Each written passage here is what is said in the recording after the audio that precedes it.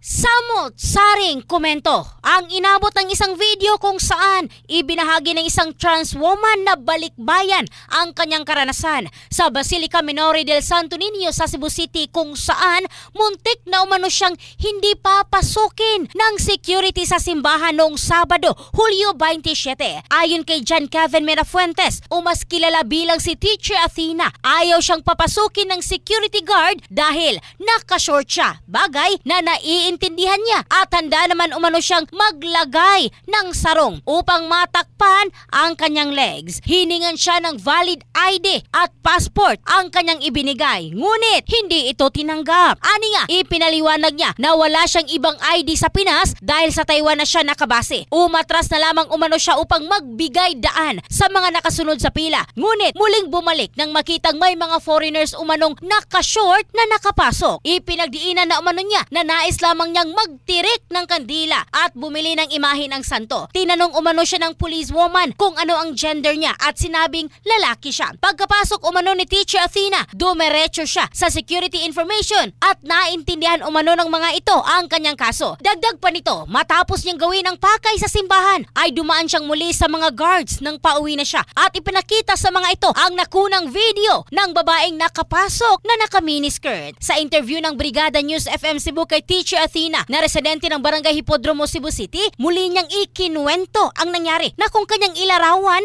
ay disrespectful. Napag-alaman na kakauwi lang niya noong July 24 nitong taon matapos ang 5 taong pamamalagi sa Taiwan dahil sa trabaho roon bilang guro. In the heart of changing lives, ito si Michelle Craste ng Brigada News Philippines, the Music and News Authority.